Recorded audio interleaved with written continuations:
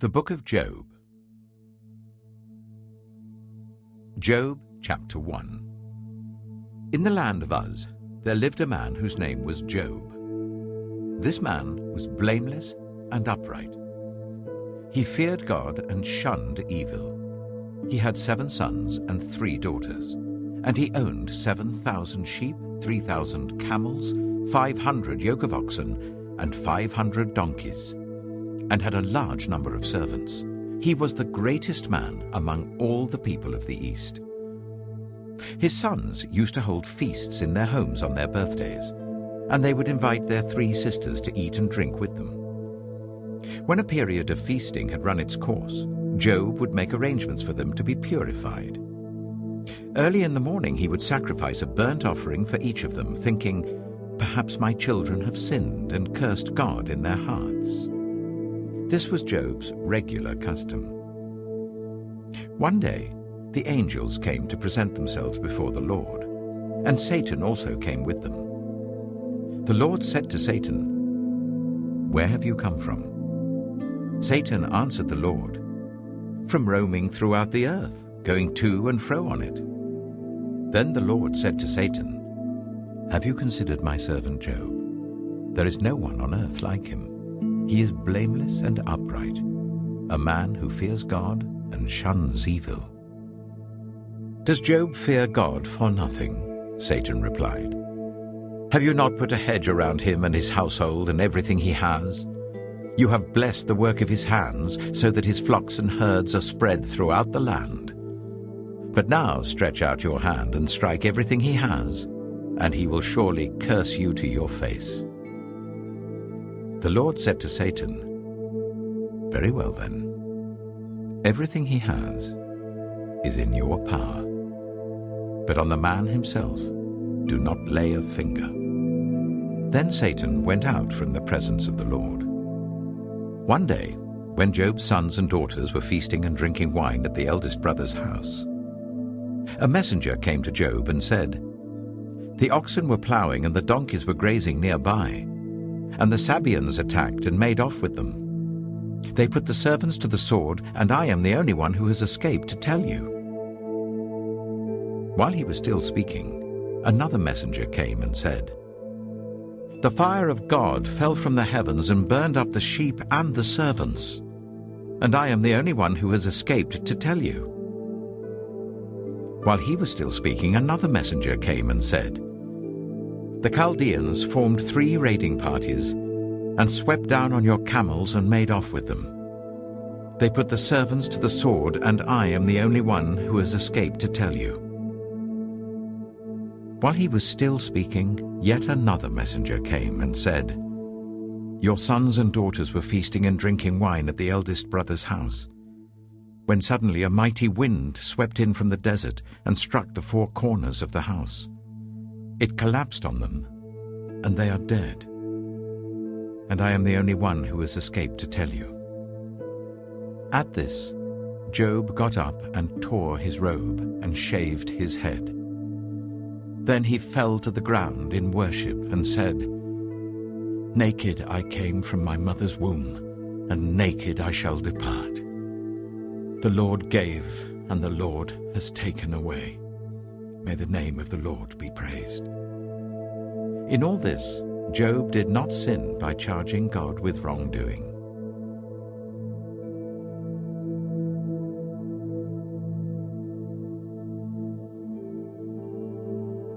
Job chapter 2.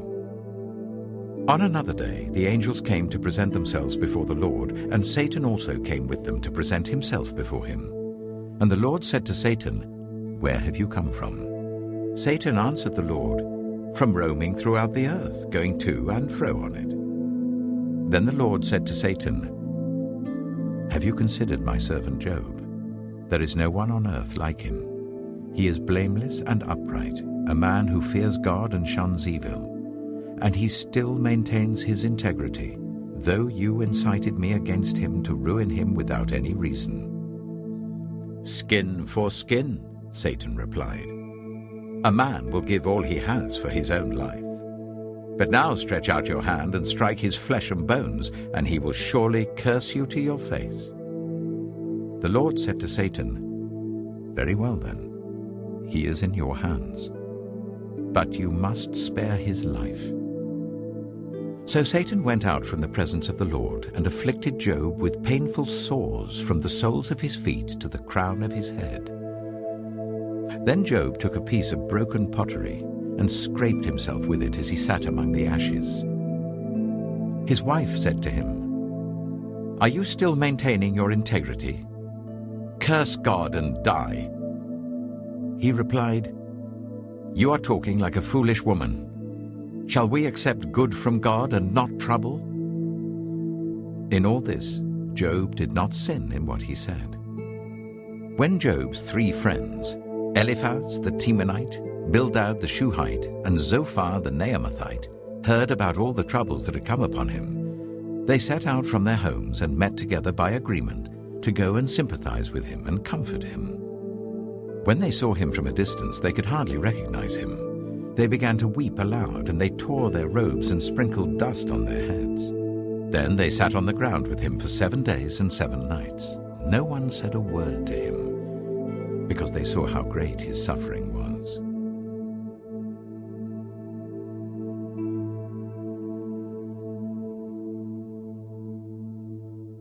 Job chapter 3.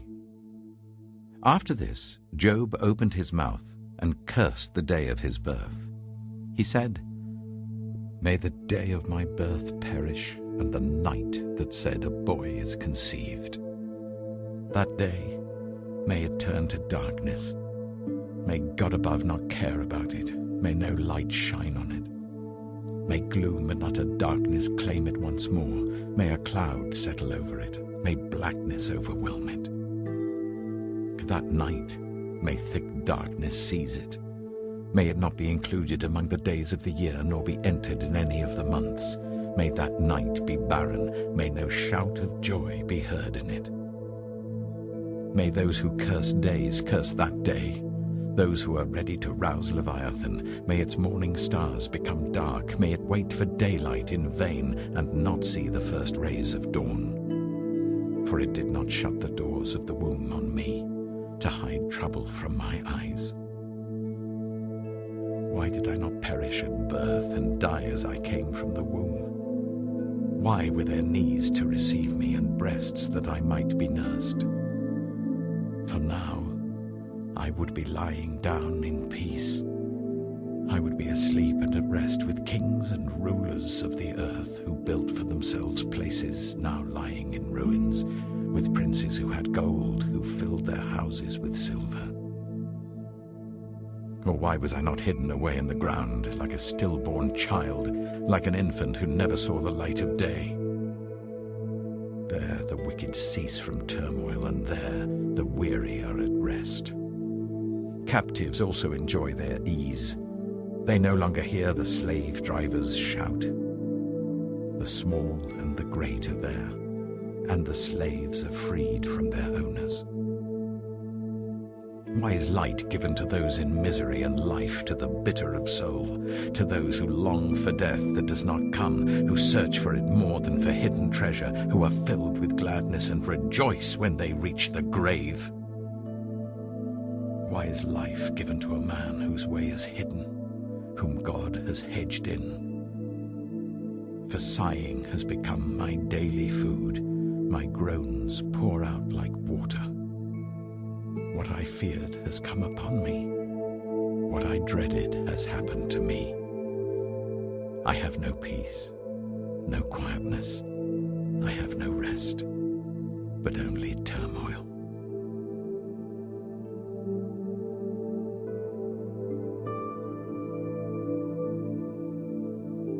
Job chapter 4.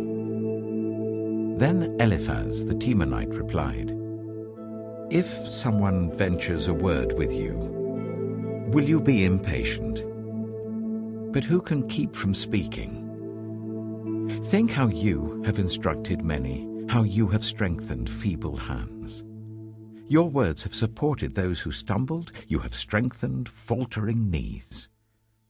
But now trouble comes to you, and you are discouraged. It strikes you, and you are dismayed. Should not your piety be your confidence, and your blameless ways your hope? Consider now, who being innocent has ever perished?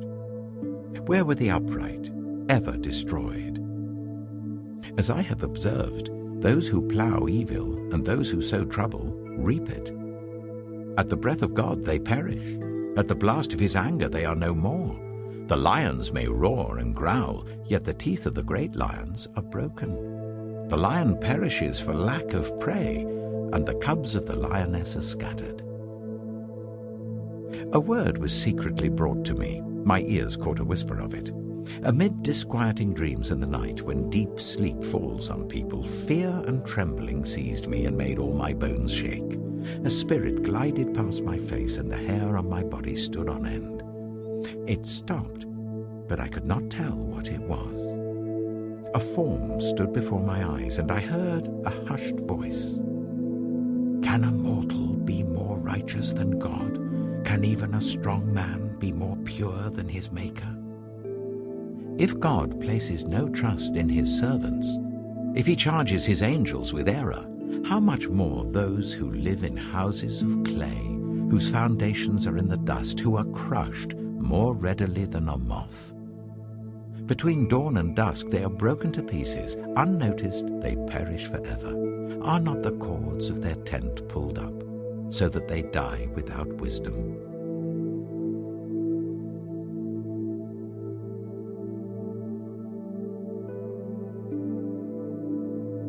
Job chapter 5. Call if you will, but who will answer you? To which of the holy ones will you turn? Resentment kills a fool, and envy slays the simple. I myself have seen a fool taking root, but suddenly his house was cursed. His children are far from safety, crushed in court without a defender. The hungry consume his harvest, taking it even from among thorns, and the thirsty pant after his wealth. For hardship does not spring from the soil, nor does trouble sprout from the ground. Yet man is born to trouble, as surely as sparks fly upwards. But if I were you, I would appeal to God. I would lay my cause before him. He performs wonders that cannot be fathomed, miracles that cannot be counted. He provides rain for the earth. He sends water on the countryside. The lowly he sets on high, and those who mourn are lifted to safety. He thwarts the plans of the crafty, so that their hands achieve no success. He catches the wise in their craftiness, and the schemes of the wily are swept away. Darkness comes upon them in the daytime. At noon they grope as in the night. He saves the needy from the sword in their mouth. He saves them from the clutches of the powerful. So the poor have hope, and injustice shuts its mouth. Blessed is the one whom God corrects. So do not despise the discipline of the Almighty. For he wounds, but he also binds up. He injures, but his hands also heal. From 6 calamities he will rescue you. In 7, no harm will touch you. In famine he will deliver you from death, and in battle from the stroke of the sword. You will be protected from the lash of the tongue, and need not fear when destruction comes. You will laugh at destruction and famine, and need not fear the wild animals. For you will have a covenant with the stones of the field, and the wild animals will be at peace with you. You will know that your tent is secure. You will take stock of your property and find nothing missing. You will know that your children will be many, and your descendants like the grass of the earth. You will come to the grave in full vigor, like sheaves gathered in season. We have examined this, and it is true. So hear it and apply it to yourself.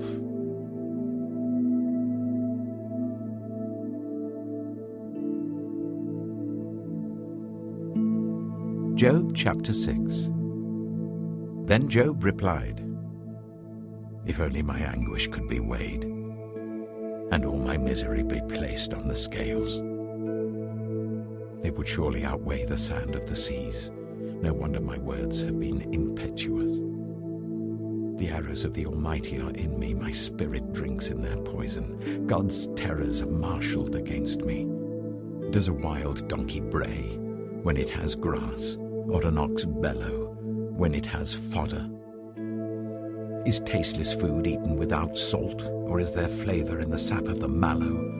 I refuse to touch it. Such food makes me ill. Oh, that I might have my request, that God would grant what I hope for, that God will be willing to crush me, to let loose his hand and cut off my life. Then I would still have this consolation, my joy in unrelenting pain, that I had not denied the words of the Holy One.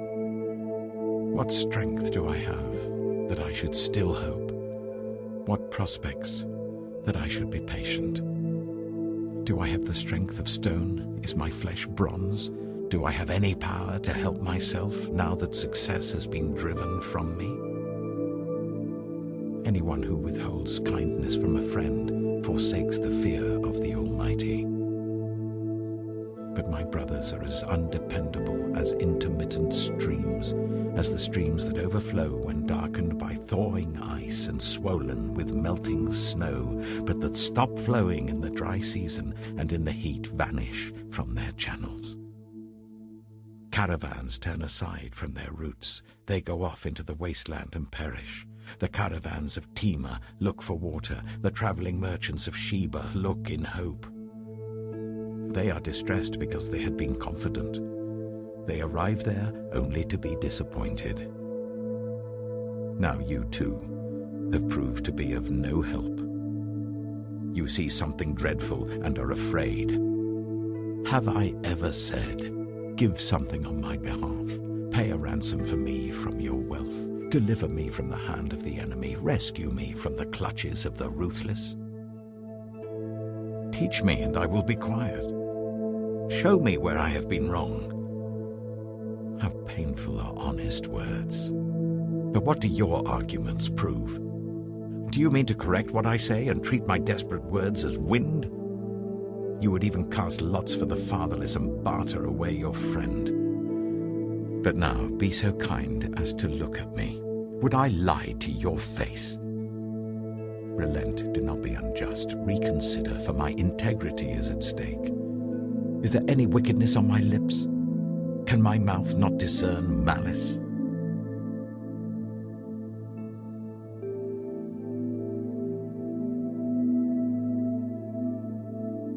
Job chapter 7. Do not mortals have hard service on earth? Are not their days like those of hired laborers?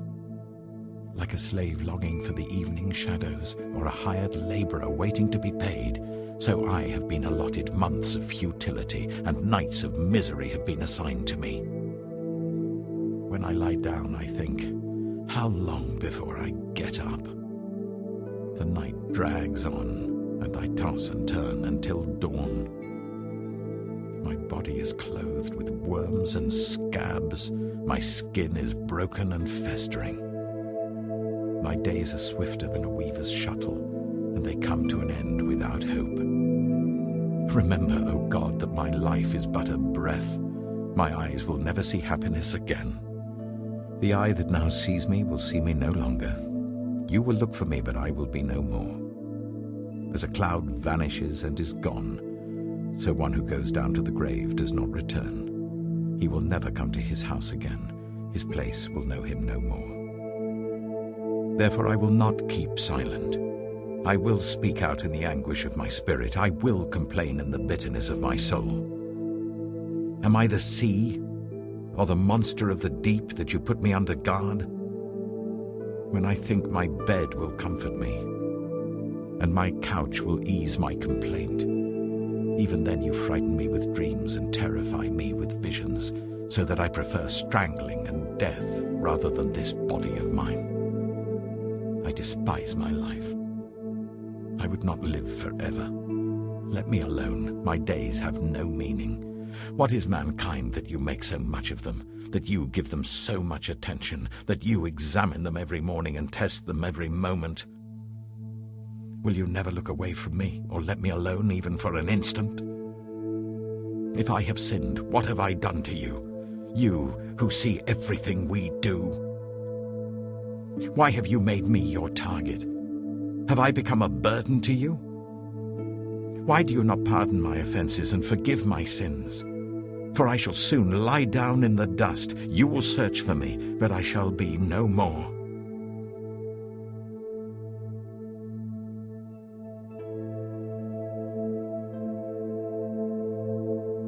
Job chapter 8. Then Bildad the Shuhite replied, "How long will you say such things? Your words are a blustering wind. Does God pervert justice? Does the Almighty pervert what is right? When your children sinned against him, he gave them over to the penalty of their sin. But if you will seek God earnestly and plead with the Almighty, if you are pure and upright, even now, he will rouse himself on your behalf and restore you to your prosperous state. Your beginnings will seem humble, so prosperous will your future be.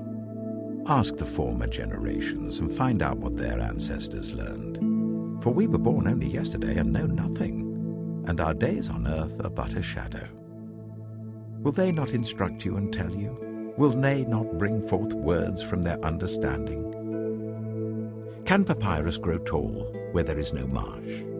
Can reeds thrive without water? While still growing and uncut, they wither more quickly than grass.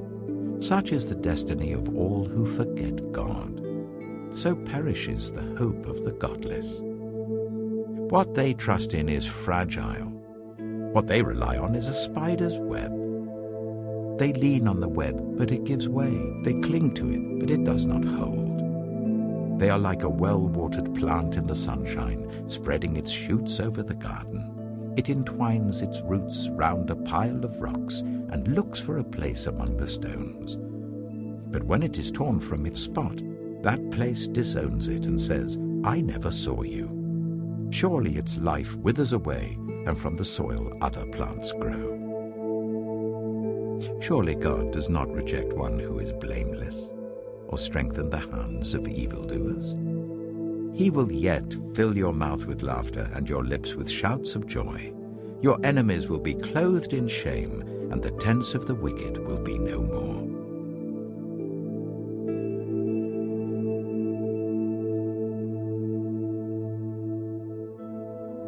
Job chapter 9. Then Job replied, "Indeed, I know that this is true. But how can mere mortals prove their innocence before God? Though they wished to dispute with him, they could not answer him once in 1,000 times. His wisdom is profound, his power is vast. Who has resisted him and come out unscathed? He moves mountains without their knowing it and overturns them in his anger. He shakes the earth from its place and makes its pillars tremble. He speaks to the sun, and it does not shine. He seals off the light of the stars. He alone stretches out the heavens and treads on the waves of the sea. He is the maker of the Bear and Orion, the Pleiades and the constellations of the south. He performs wonders that cannot be fathomed, miracles that cannot be counted. When he passes me, I cannot see him. When he goes by, I cannot perceive him. If he snatches away, who can stop him? Who can say to him, "What are you doing?" God does not restrain his anger. Even the cohorts of Rahab cowered at his feet. How then can I dispute with him? How can I find words to argue with him? Though I were innocent, I could not answer him. I could only plead with my judge for mercy. Even if I summoned him and he responded, I do not believe he would give me a hearing. He would crush me with a storm and multiply my wounds for no reason. He would not let me catch my breath, but would overwhelm me with misery. If it is a matter of strength, he is mighty. And if it is a matter of justice, who can challenge him? Even if I were innocent, my mouth would condemn me. If I were blameless, it would pronounce me guilty. Although I am blameless, I have no concern for myself. I despise my own life. It is all the same. That is why I say he destroys both the blameless and the wicked. When a scourge brings sudden death, he mocks the despair of the innocent. When a land falls into the hands of the wicked, he blindfolds its judges. If it is not he, then who is it? My days are swifter than a runner. They fly away without a glimpse of joy. They skim past like boats of papyrus, like eagles swooping down on their prey.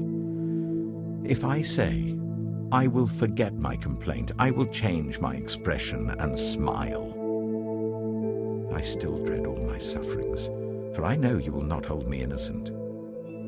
Since I am already found guilty, why should I struggle in vain? Even if I washed myself with soap and my hands with cleansing powder, you would plunge me into a slime pit so that even my clothes would detest me.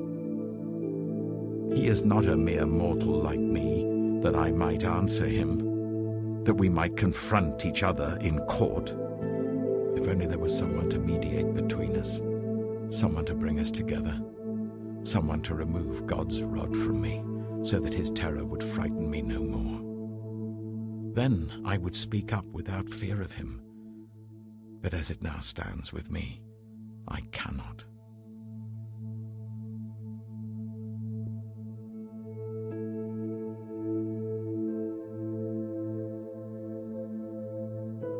Job chapter 10. I loathe my very life. Therefore I will give free rein to my complaint and speak out in the bitterness of my soul. I say to God, do not declare me guilty, but tell me what charges you have against me. Does it please you to oppress me, to spurn the work of your hands, while you smile on the plans of the wicked? Do you have eyes of flesh? Do you see as a mortal sees? Are your days like those of a mortal, or your years like those of a strong man, that you must search out my faults and probe after my sin? Though you know that I am not guilty, and that no one can rescue me from your hand. Your hands shaped me and made me. Will you now turn and destroy me? Remember that you molded me like clay. Will you now turn me to dust again? Did you not pour me out like milk and curdle me like cheese, clothe me with skin and flesh and knit me together with bones and sinews? You gave me life and showed me kindness, and in your providence watched over my spirit. But this is what you concealed in your heart, and I know that this was in your mind. If I sinned, you would be watching me, and would not let my offense go unpunished. If I am guilty, woe to me. Even if I am innocent, I cannot lift up my head, for I am full of shame and drowned in my affliction. If I hold my head high, you stalk me like a lion, and again display your awesome power against me. You bring new witnesses against me, and increase your anger towards me. Your forces come against me, wave upon wave. Why then did you bring me out of the womb? I wish I had died before any eye saw me.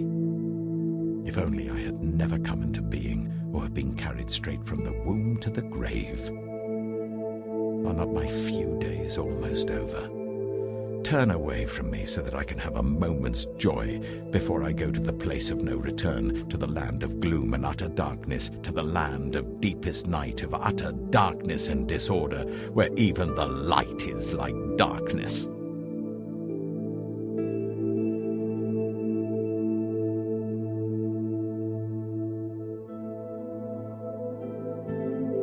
Job chapter 11. Then Zophar the Naamathite replied, are all these words to go unanswered? Is this talker to be vindicated? Will your idle talk reduce others to silence? Will no one rebuke you when you mock? You say to God, my beliefs are flawless and I am pure in your sight. Oh, how I wish that God would speak, that he would open his lips against you and disclose to you the secrets of wisdom, for true wisdom has two sides. Know this, God has even forgotten some of your sin. Can you fathom the mysteries of God? Can you probe the limits of the Almighty? They are higher than the heavens above. What can you do? They are deeper than the depths below. What can you know? Their measure is longer than the earth and wider than the sea. If he comes along and confines you in prison and convenes a court, who can oppose him? Surely he recognizes deceivers, and when he sees evil, does he not take note?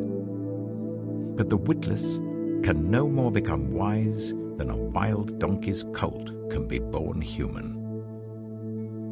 Yet, if you devote your heart to him and stretch out your hands to him, if you put away the sin that is in your hand and allow no evil to dwell in your tent, then, free of fault, you will lift up your face. You will stand firm and without fear. You will surely forget your trouble, recalling it only as waters gone by. Life will be brighter than noonday, and darkness will become like morning. You will be secure because there is hope. You will look about you and take your rest in safety. You will lie down with no one to make you afraid, and many will court your favor. But the eyes of the wicked will fail, and escape will elude them. Their hope will become a dying gasp.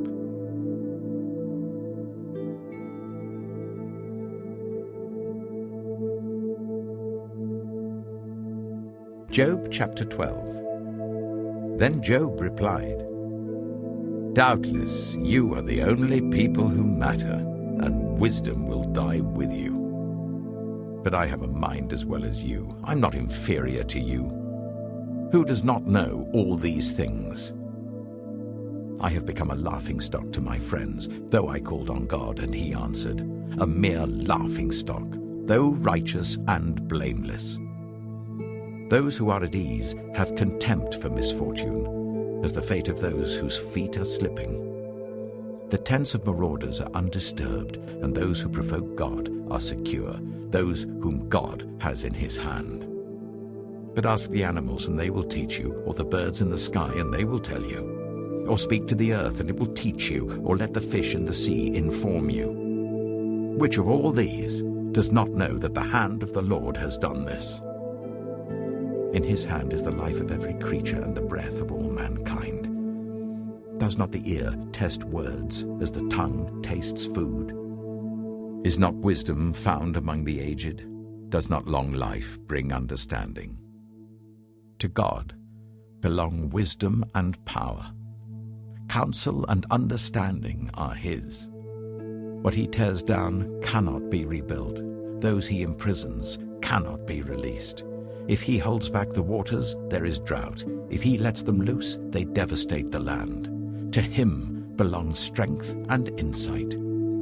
Both deceived and deceiver are his.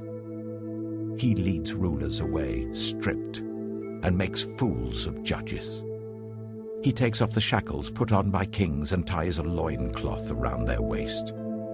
He leads priests away, stripped, and overthrows officials long established.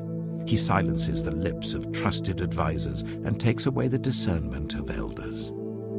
He pours contempt on nobles and disarms the mighty. He reveals the deep things of darkness and brings utter darkness into the light. He makes nations great and destroys them. He enlarges nations and disperses them. He deprives the leaders of the earth of their reason. He makes them wander in a trackless waste. They grope in darkness with no light. He makes them stagger like drunkards.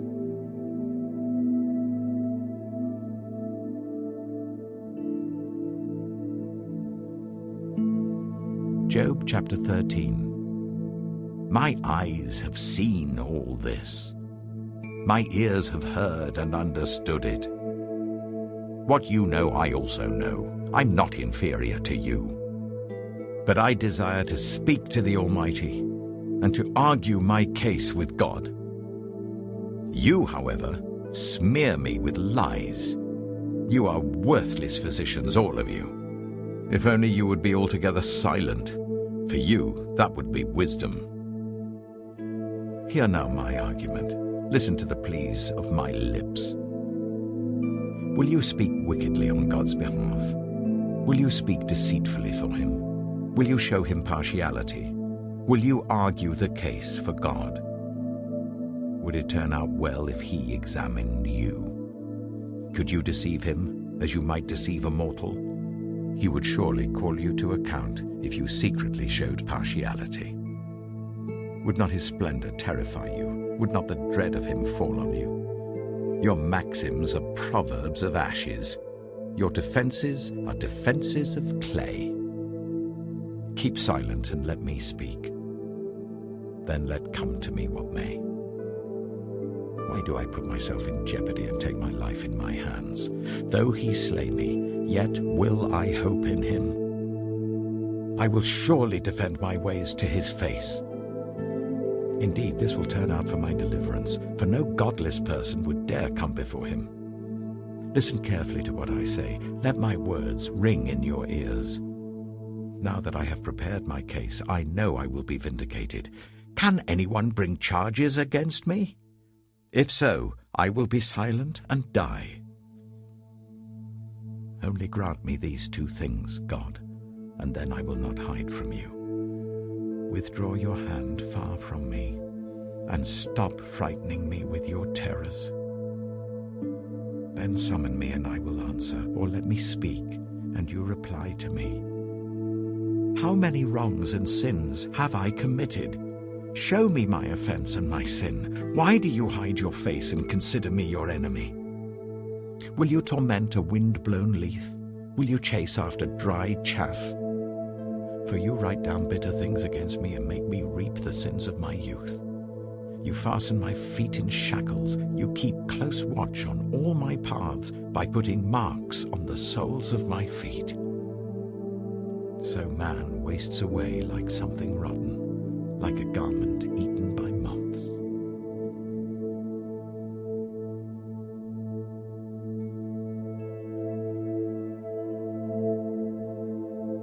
Job chapter 14. Mortals, born of woman, are of few days and full of trouble. They spring up like flowers and wither away, like fleeting shadows. They do not endure. Do you fix your eye on them? Will you bring them before you for judgment? Who can bring what is pure from the impure? No one. A person's days are determined. You have decreed the number of his months and have set limits he cannot exceed. So look away from him and let him alone, till he has put in his time like a hired laborer. At least there is hope for a tree. If it is cut down, it will sprout again, and its new shoots will not fail. Its roots may grow old in the ground, and its stump die in the soil, yet at the scent of water it will bud and put forth shoots like a plant. But a man dies and is laid low. He breathes his last and is no more. As the water of a lake dries up, or a riverbed becomes parched and dry, so he lies down and does not rise. Till the heavens are no more, people will not awake or be roused from their sleep. If only you would hide me in the grave, and conceal me till your anger has passed. If only you would set me a time and then remember me. If someone dies, will they live again? All the days of my hard service I will wait for my renewal to come. You will call and I will answer you. You will long for the creature your hands have made. Surely then you will count my steps, but not keep track of my sin. My offenses will be sealed up in a bag. You will cover over my sin.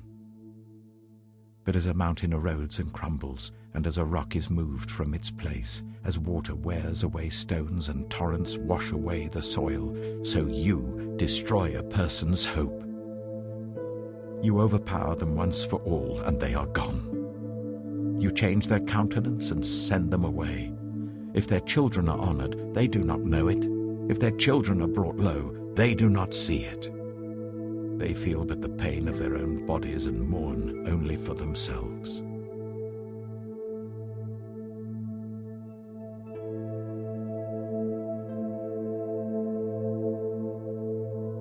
Job chapter 15. Then Eliphaz the Temanite replied, "Would a wise person answer with empty notions, or fill their belly with the hot east wind? Would they argue with useless words, with speeches that have no value? But you even undermine piety and hinder devotion to God. Your sin prompts your mouth. You adopt the tongue of the crafty. Your own mouth condemns you, not mine. Your own lips testify against you. Are you the first man ever born? Were you brought forth before the hills? Do you listen in on God's counsel? Do you have a monopoly on wisdom? What do you know that we do not know? What insights do you have that we do not have? The grey-haired and the aged are on our side, men even older than your father. Are God's consolations not enough for you, words spoken gently to you? Why has your heart carried you away, and why do your eyes flash, so that you vent your rage against God and pour out such words from your mouth? What are mortals, that they could be pure? Or those born of woman, that they could be righteous? If God places no trust in his holy ones, if even the heavens are not pure in his eyes, how much less mortals, who are vile and corrupt, who drink up evil like water? Listen to me, and I will explain to you. Let me tell you what I have seen, what the wise have declared, hiding nothing received from their ancestors, to whom alone the land was given when no foreigners moved among them. All his days the wicked man suffers torment, the ruthless man, through all the years stored up for him. Terrifying sounds fill his ears. When all seems well, marauders attack him. He despairs of escaping the realm of darkness. He is marked for the sword. He wanders about for food like a vulture. He knows the day of darkness is at hand. Distress and anguish fill him with terror. Troubles overwhelm him, like a king poised to attack, because he shakes his fist at God and vaunts himself against the Almighty, defiantly charging against him with a thick, strong shield. Though his face is covered with fat, and his waist bulges with flesh, he will inhabit ruined towns and houses where no one lives, houses crumbling to rubble. He will no longer be rich, and his wealth will not endure, nor will his possessions spread over the land. He will not escape the darkness. A flame will wither his shoots, and the breath of God's mouth will carry him away. Let him not deceive himself by trusting what is worthless, for he will get nothing in return. Before his time he will wither, and his branches will not flourish. He will be like a vine stripped of its unripe grapes, like an olive tree shedding its blossoms. For the company of the godless will be barren, and fire will consume the tents of those who love bribes. They conceive trouble and give birth to evil. Their womb fashions deceit.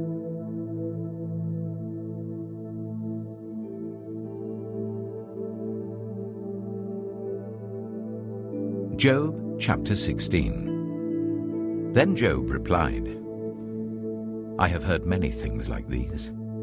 You're miserable comforters, all of you. Will your long-winded speeches never end? What ails you that you keep on arguing? I also could speak like you if you were in my place. I could make fine speeches against you and shake my head at you. But my mouth would encourage you. Comfort from my lips would bring you relief. Yet if I speak, my pain is not relieved, and if I refrain, it does not go away. Surely, God, you have worn me out. You have devastated my entire household. You have shriveled me up, and it has become a witness. My gauntness rises up and testifies against me. God assails me and tears me in his anger and gnashes his teeth at me. My opponent fastens on me his piercing eyes. People open their mouths to jeer at me. They strike my cheek in scorn and unite together against me. God has turned me over to the ungodly and thrown me into the clutches of the wicked. All was well with me, but he shattered me. He seized me by the neck and crushed me. He has made me his target. His archers surround me. Without pity, he pierces my kidneys and spills my gall on the ground. Again and again he bursts upon me. He rushes at me like a warrior. I have sewed sackcloth over my skin and buried my brow in the dust. My face is red with weeping. Dark shadows ring my eyes. Yet my hands have been free of violence, and my prayer is pure. Earth, do not cover my blood. May my cry never be laid to rest. Even now my witness is in heaven. My advocate is on high. My intercessor is my friend, as my eyes pour out tears to God. On behalf of a man, he pleads with God as one pleads for a friend. Only a few years will pass before I take the path of no return.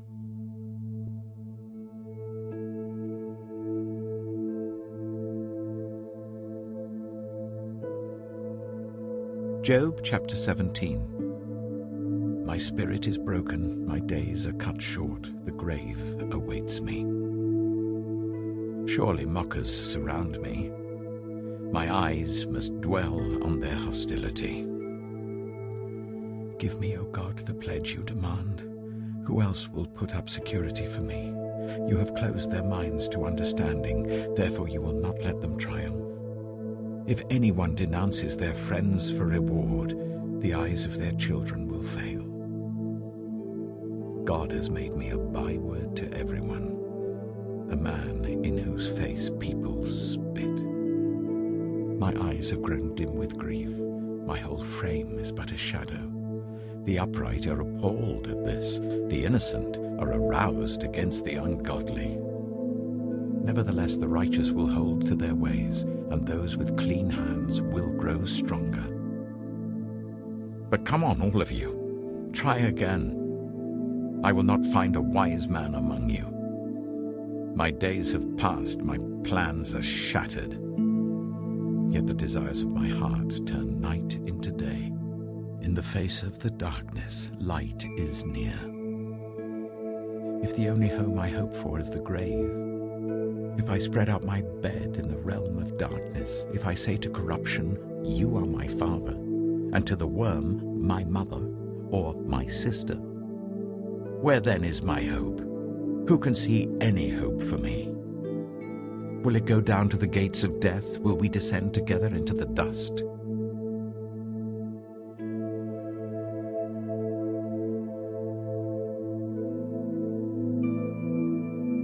Job chapter 18. Then Bildad the Shuhite replied, When will you end these speeches? Be sensible, and then we can talk. Why are we regarded as cattle and considered stupid in your sight, you who tear yourself to pieces in your anger?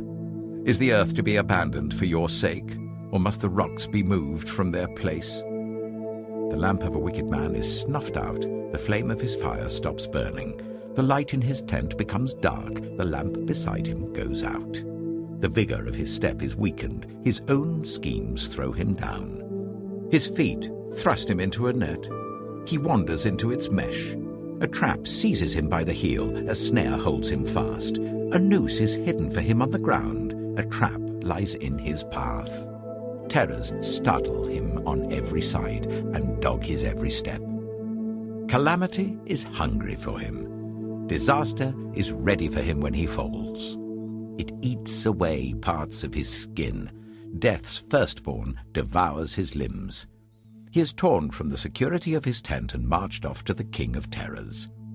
Fire resides in his tent.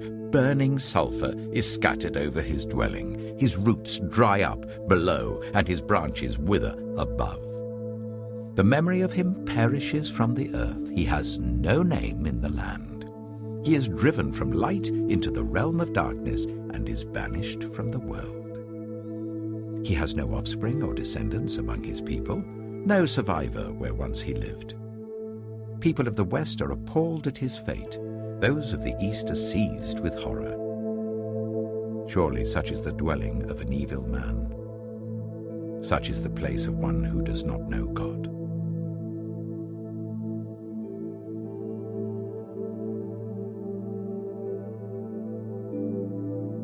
Job chapter 19. Then Job replied, "How long will you torment me and crush me with words?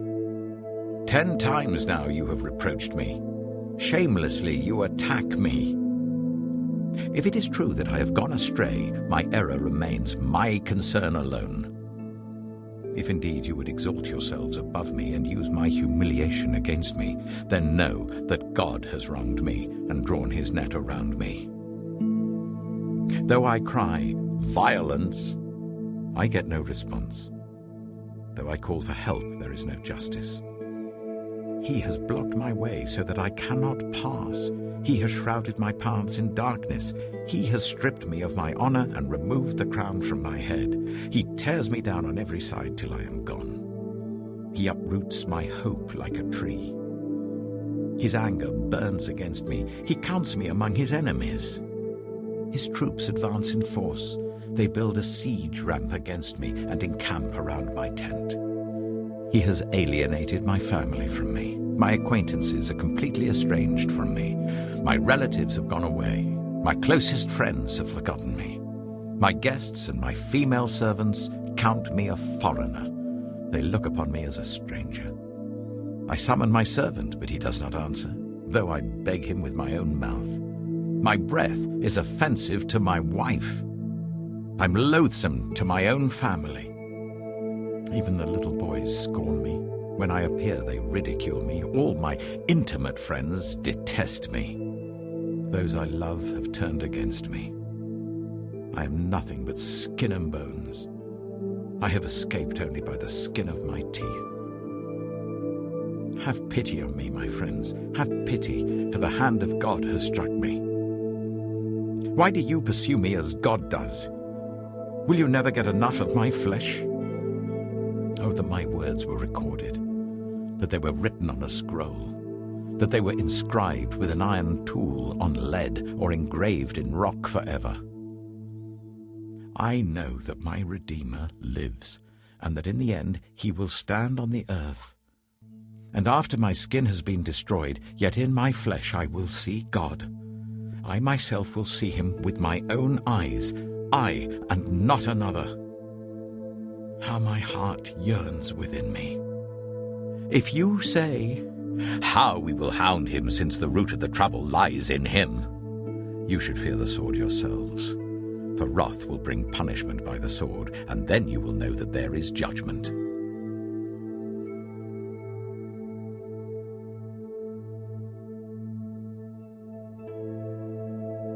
Job chapter 20. Then Zophar the Naamathite replied, "My troubled thoughts prompt me to answer because I am greatly disturbed.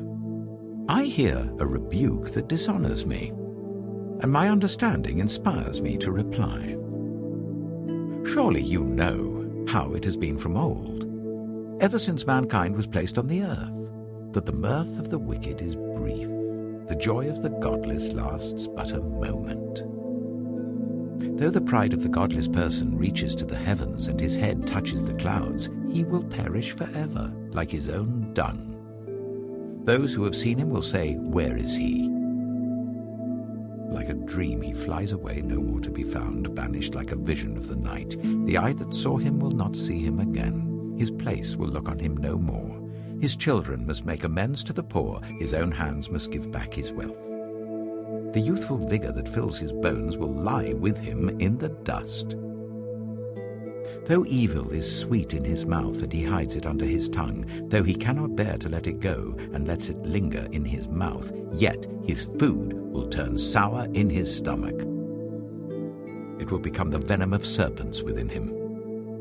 He will spit out the riches he swallowed. God will make his stomach vomit them up. He will suck the poison of serpents. The fangs of an adder will kill him. He will not enjoy the streams, the rivers flowing with honey and cream.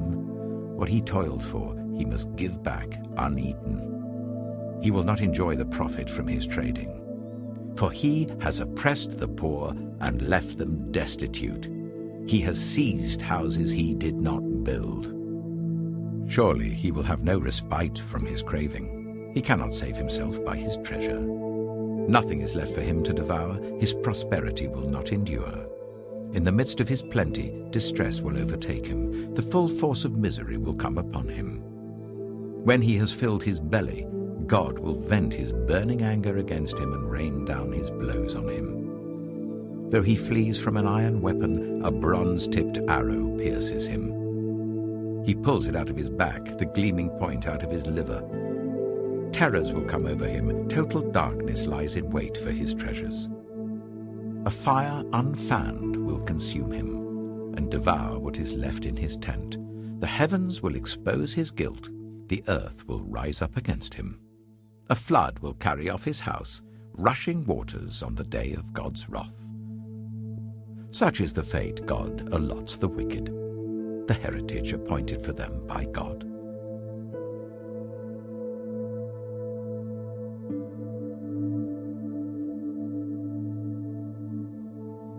Job chapter 21. Then Job replied, "Listen carefully to my words. Let this be the consolation you give me. Bear with me while I speak, and after I have spoken, mock on. Is my complaint directed to a human being? Why should I not be impatient? Look at me and be appalled. Clap your hand over your mouth. When I think about this, I'm terrified. Trembling seizes my body. Why do the wicked live on, growing old and increasing in power? They see their children established around them, their offspring before their eyes. Their homes are safe and free from fear. The rod of God is not on them. Their bulls never fail to breed. Their cows calve and do not miscarry. They send forth their children as a flock. Their little ones dance about. They sing to the music of tambourine and lyre.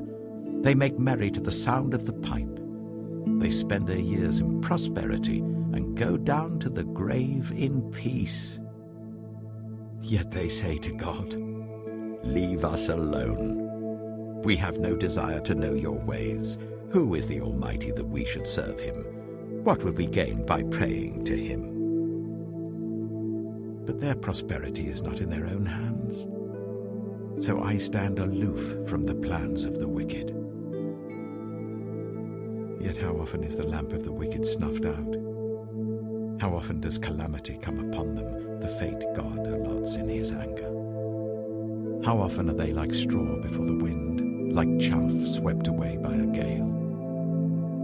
It is said, 'God stores up the punishment of the wicked for their children.' Let him repay the wicked, so that they themselves will experience it. Let their own eyes see their destruction. Let them drink the cup of the wrath of the Almighty. For what do they care about the families they leave behind when their allotted months come to an end? Can anyone teach knowledge to God, since he judges even the highest? One person dies in full vigor, completely secure and at ease, well nourished in body, bones rich with marrow. Another dies in bitterness of soul, never having enjoyed anything good. Side by side, they lie in the dust, and worms cover them both. I know full well what you're thinking, the schemes by which you would wrong me. You say, 'Where now is the house of the great, the tents where the wicked lived?' Have you never questioned those who travel? Have you paid no regard to their accounts? That the wicked are spared from the day of calamity, that they are delivered from the day of wrath? Who denounces their conduct to their face? Who repays them for what they have done? They are carried to the grave, and watch is kept over their tombs. The soil in the valley is sweet to them. Everyone follows after them, and a countless throng goes before them. So how can you console me with your nonsense? Nothing is left of your answers but falsehood.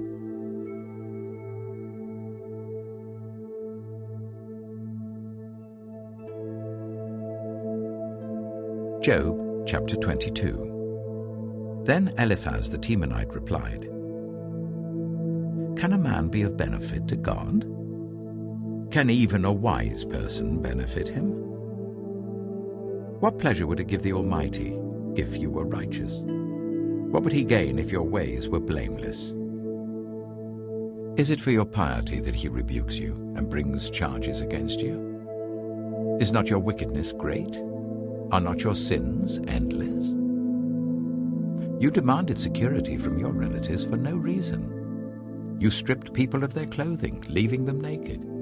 You gave no water to the weary, and you withheld food from the hungry, though you were a powerful man owning land, an honored man living on it. And you sent widows away empty-handed and broke the strength of the fatherless. That is why snares are all around you, why sudden peril terrifies you, why it is so dark that you cannot see, and why a flood of water covers you. Is not God in the heights of heaven? And see how lofty are the highest stars. Yet you say, what does God know? Does he judge through such darkness? Thick clouds veil him, so he does not see us as he goes about in the vaulted heavens. Will you keep to the old path that the wicked have trod? They were carried off before their time, their foundations washed away by a flood. They said to God, leave us alone. What can the Almighty do to us? Yet it was he who filled their houses with good things. So I stand aloof from the plans of the wicked. The righteous see their ruin and rejoice. The innocent mock them, saying, surely our foes are destroyed, and fire devours their wealth. Submit to God and be at peace with him. In this way prosperity will come to you. Accept instruction from his mouth and lay up his words in your heart.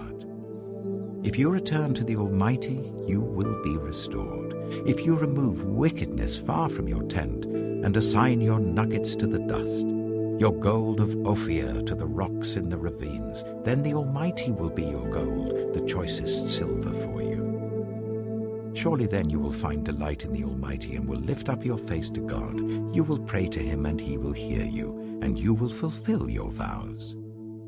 What you decide on will be done, and light will shine on your ways. When people are brought low and you say, lift them up, then he will save the downcast. He will deliver even one who is not innocent, who will be delivered through the cleanness of your hands.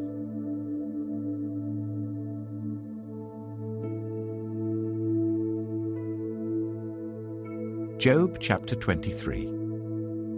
Then Job replied, even today my complaint is bitter. His hand is heavy in spite of my groaning. If only I knew where to find him, if only I could go to his dwelling, I would state my case before him and fill my mouth with arguments. I would find out what he would answer me and consider what he would say to me. Would he vigorously oppose me with great power? No, he would not press charges against me. There the upright can establish their innocence before him, and there I would be delivered forever from my judge. But if I go to the east, he is not there. If I go to the west, I do not find him. When he is at work in the north, I do not see him. When he turns to the south, I catch no glimpse of him.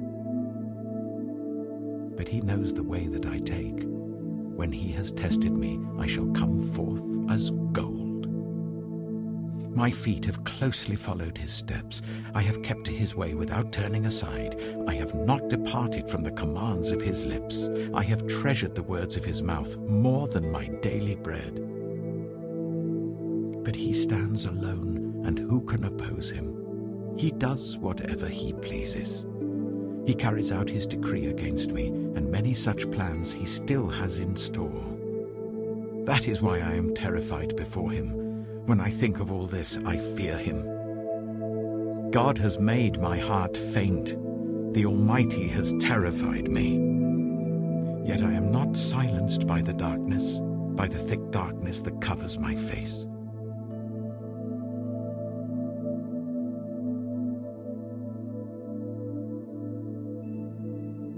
Job chapter 24. Why does the Almighty not set times for judgment? Why must those who know him look in vain for such days? There are those who move boundary stones. They pasture flocks they have stolen. They drive away the orphan's donkey and take the widow's ox in pledge.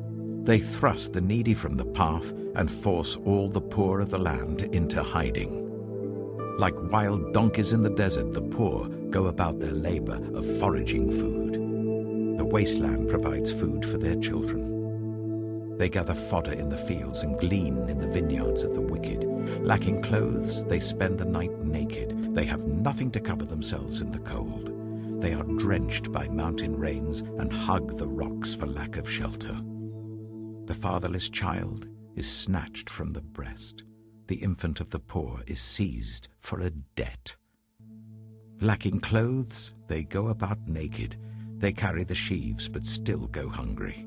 They crush olives among the terraces. They tread the wine presses, yet suffer thirst. The groans of the dying rise from the city, and the souls of the wounded cry out for help. But God charges no one with wrongdoing. There are those who rebel against the light, who do not know its ways or stay in its paths. When daylight is gone, the murderer rises up, kills the poor and needy, and in the night steals forth like a thief. The eye of the adulterer watches for dusk.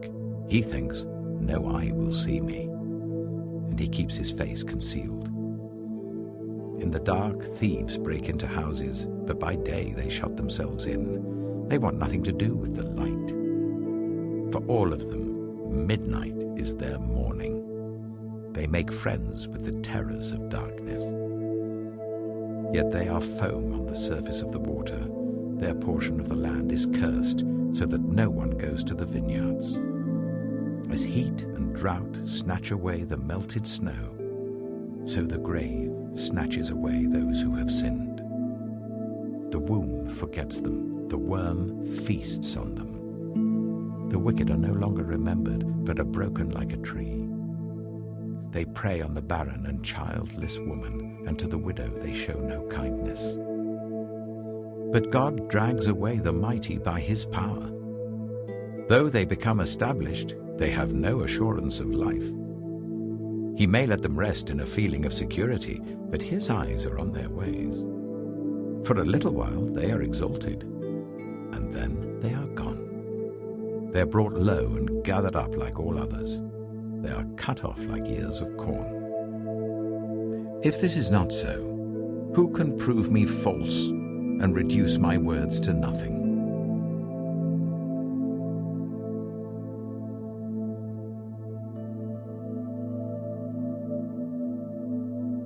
Job chapter 25. Then Bildad the Shuhite replied, Dominion and awe belong to God. He establishes order in the heights of heaven. Can his forces be numbered? On whom does his light not rise? How then can a mortal be righteous before God? How can one born of woman be pure? If even the moon is not bright and the stars are not pure in his eyes, how much less a mortal, who is but a maggot, a human being, who is only a worm.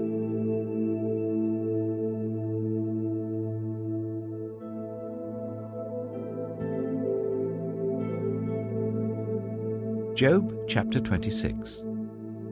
Then Job replied, How you have helped the powerless, how you have saved the arm that is feeble, what advice you have offered to one without wisdom, and what great insight you have displayed. Who has helped you utter these words, and whose spirit spoke from your mouth? The dead are in deep anguish, those beneath the waters and all that live in them. The realm of the dead is naked before God. Destruction lies uncovered. He spreads out the northern skies over empty space. He suspends the earth over nothing. He wraps up the waters in his clouds, yet the clouds do not burst under their weight. He covers the face of the full moon, spreading his clouds over it. He marks out the horizon on the face of the waters for a boundary between light and darkness. The pillars of the heavens quake aghast at his rebuke. By his power he churned up the sea. By his wisdom he cut Rahab to pieces. By his breath the skies became fair. His hand pierced the gliding serpent.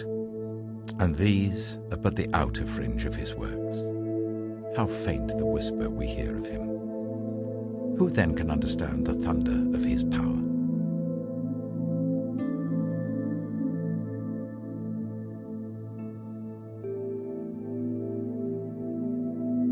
Job chapter 27. And Job continued his discourse. As surely as God lives, who has denied me justice, the Almighty who has made my life bitter. As long as I have life within me, the breath of God in my nostrils, my lips will not say anything wicked, and my tongue will not utter lies. I will never admit you are in the right. Till I die, I will not deny my integrity. I will maintain my innocence and never let go of it.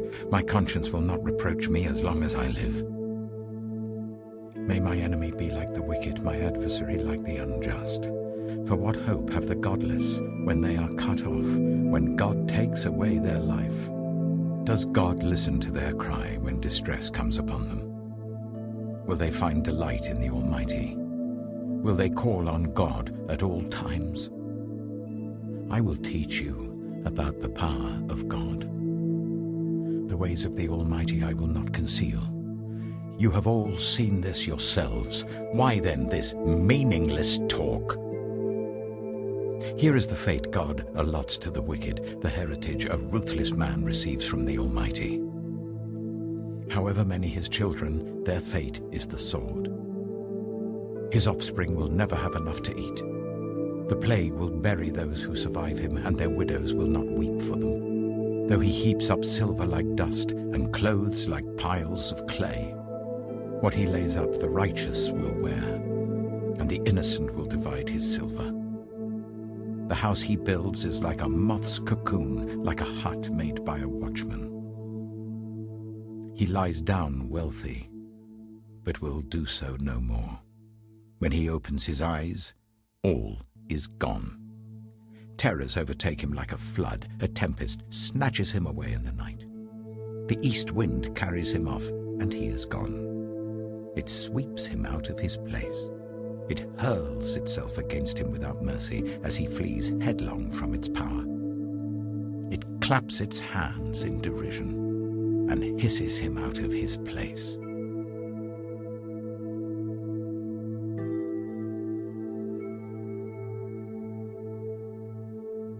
Job chapter 28. There is a mine for silver, and a place where gold is refined. Iron is taken from the earth, and copper is smelted from ore. Mortals put an end to the darkness. They search out the farthest recesses for ore in the blackest darkness. Far from human dwellings they cut a shaft in places untouched by human feet. Far from other people they dangle and sway.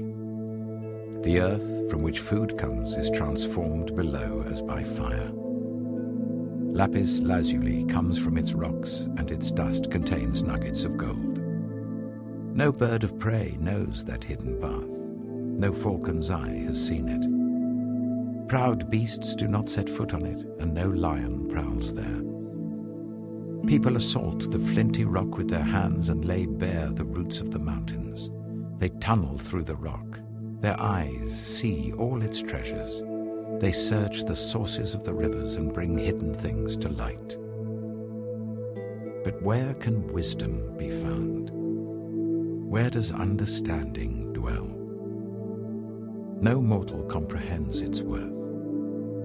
It cannot be found in the land of the living. The deep says, "It is not in me."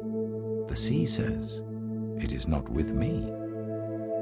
It cannot be bought with the finest gold, nor can its price be weighed out in silver. It cannot be bought with the gold of Ophir, with precious onyx or lapis lazuli.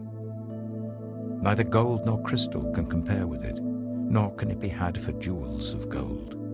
Coral and jasper are not worthy of mention. The price of wisdom is beyond rubies. The topaz of Cush cannot compare with it. It cannot be bought with pure gold. Where then does wisdom come from? Where does understanding dwell? It is hidden from the eyes of every living thing, concealed even from the birds in the sky. Destruction and death say, only a rumor of it has reached our ears. God understands the way to it, and he alone knows where it dwells. For he views the ends of the earth and sees everything under the heavens.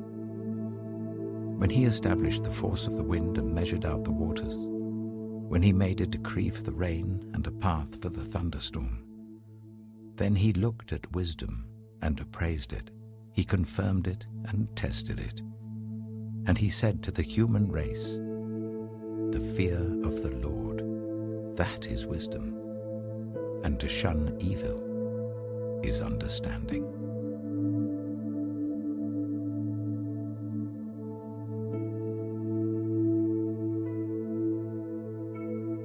Job chapter 29. Job continued his discourse.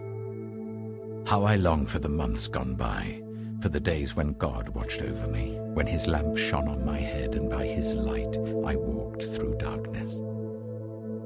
Oh, for the days when I was in my prime, when God's intimate friendship blessed my house, when the Almighty was still with me and my children were around me, when my path was drenched with cream, and the rock poured out for me streams of olive oil. When I went to the gate of the city and took my seat in the public square, the young men saw me and stepped aside, and the old men rose to their feet. The chief men refrained from speaking and covered their mouths with their hands.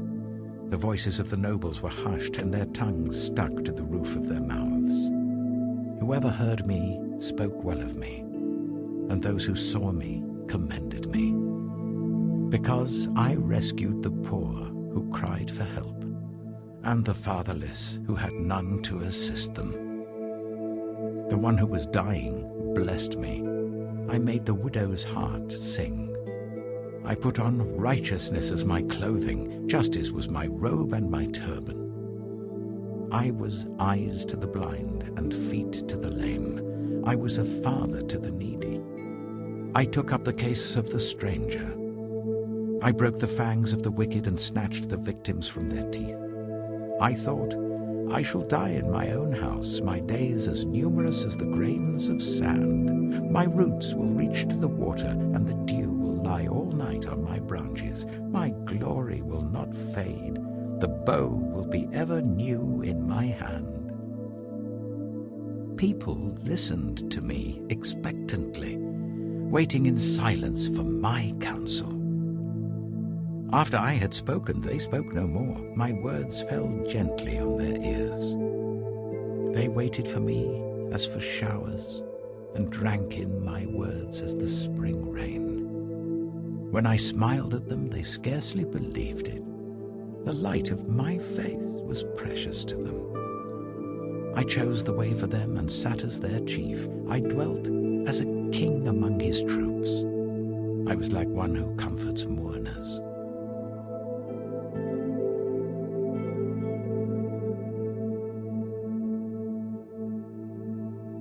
Job chapter 30. But now they mock me, men younger than I, whose fathers I would have disdained to put with my sheepdogs. Of what use was the strength of their hands to me, since their vigor had gone from them? Haggard from want and hunger, they roamed the parched land in desolate wastelands at night. In the brush they gathered salt herbs, and their food was the root of the broom bush. They were banished from human society, shouted at as if they were thieves. They were forced to live in the dry stream beds, among the rocks and in holes in the ground. They brayed among the bushes and huddled in the undergrowth. A base and nameless brood, they were driven out of the land. And now those young men mock me in song. I have become a byword among them. They detest me and keep their distance. They do not hesitate to spit in my face.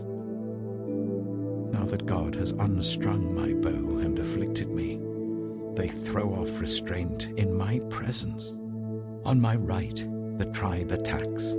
They lay snares for my feet. They build their siege ramps against me. They break up my road. They succeed in destroying me. No one can help him, they say. They advance as through a gaping breach. Amid the ruins they come rolling in. Terrors overwhelm me. My dignity is driven away as by the wind. My safety vanishes like a cloud. And now my life ebbs away.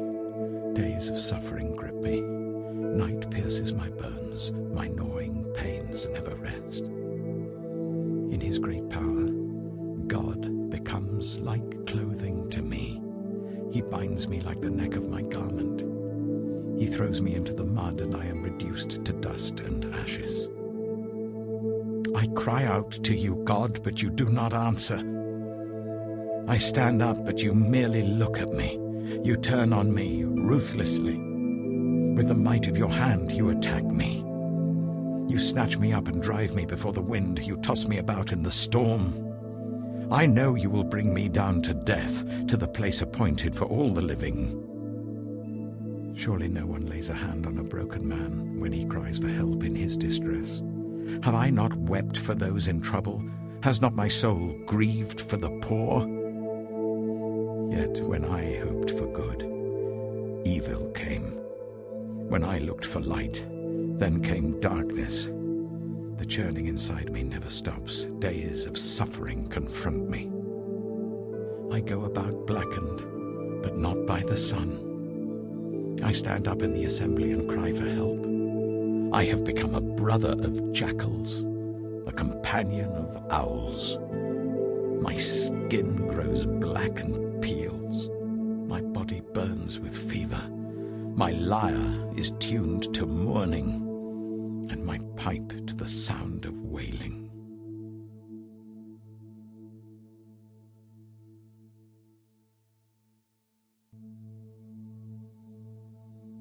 Job chapter 31. I made a covenant with my eyes, not to look lustfully at a young woman. For what is our lot from God above, our heritage from the Almighty on high? Is it not ruin for the wicked? Disaster for those who do wrong? Does he not see my ways and count my every step? If I have walked with falsehood, or my foot has hurried after deceit, let God weigh me in honest scales, and he will know that I am blameless. If my steps have turned from the path, if my heart has been led by my eyes, or if my hands have been defiled, then may others eat what I have sown, and may my crops be uprooted. If my heart has been enticed by a woman, or if I have lurked at my neighbor's door, then may my wife grind another man's grain, and may other men sleep with her. For that would have been wicked, a sin to be judged. It is a fire that burns to destruction. It would have uprooted my harvest. If I have denied justice to any of my servants, whether male or female, when they had a grievance against me, what will I do when God confronts me? What will I answer when called to account? Did not he who made me in the womb make them? Did not the same one form us both within our mothers? If I have denied the desires of the poor, or let the eyes of the widow grow weary, if I have kept my bread to myself, not sharing it with the fatherless, but from my youth I reared them as a father would, and from my birth I guided the widow, if I have seen anyone perishing for lack of clothing, or the needy without garments, and their hearts did not bless me for warming them with the fleece from my sheep, if I have raised my hand against the fatherless, knowing that I had influence in court, then let my arm fall from the shoulder, let it be broken off at the joint. For I dreaded destruction from God, and for fear of his splendor I could not do such things.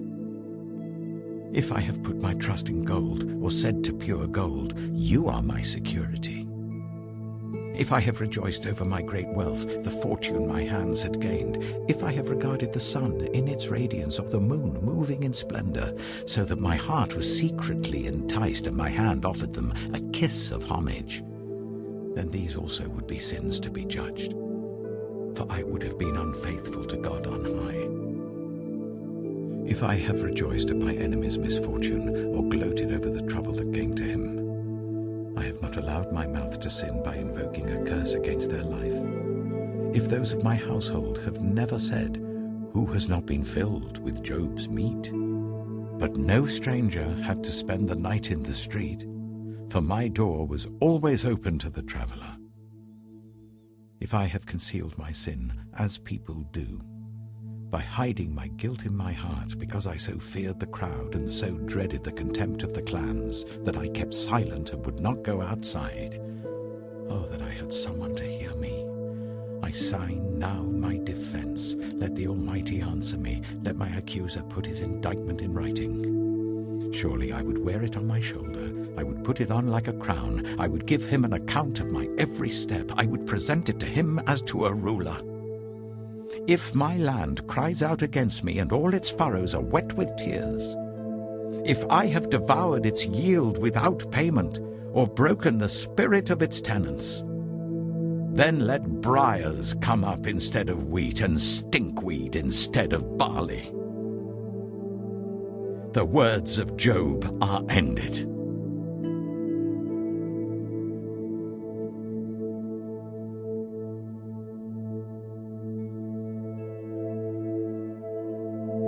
Job chapter 32. So these three men stopped answering Job, because he was righteous in his own eyes.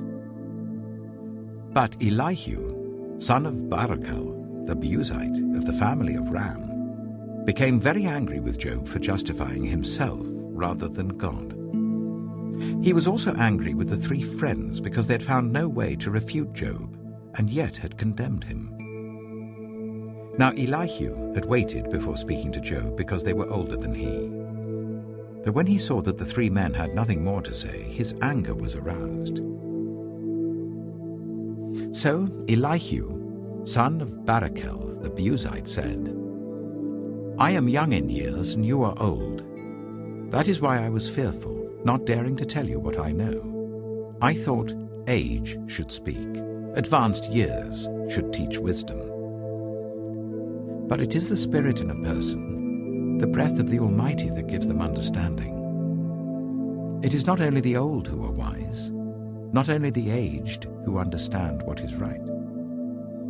Therefore I say, listen to me. I too will tell you what I know. I waited while you spoke, I listened to your reasoning. While you were searching for words, I gave you my full attention. But not one of you has proved Job wrong. None of you has answered his arguments. Do not say, we have found wisdom. Let God, not a man, refute him. But Job has not marshaled his words against me, and I will not answer him with your arguments.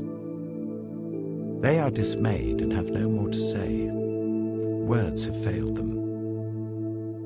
Must I wait now that they are silent, now that they stand there with no reply? I too will have my say. I too will tell what I know. For I am full of words, and the spirit within me compels me. Inside I'm like bottled up wine, like new wineskins ready to burst. I must speak and find relief. I must open my lips and reply. I will show no partiality, nor will I flatter anyone. For if I were skilled in flattery, my Maker would soon take me away.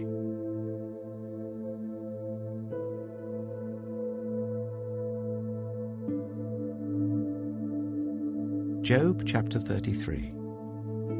But now, Job, listen to my words. Pay attention to everything I say. I am about to open my mouth. My words are on the tip of my tongue. My words come from an upright heart. My lips sincerely speak what I know. The Spirit of God has made me. The breath of the Almighty gives me life. Answer me then, if you can.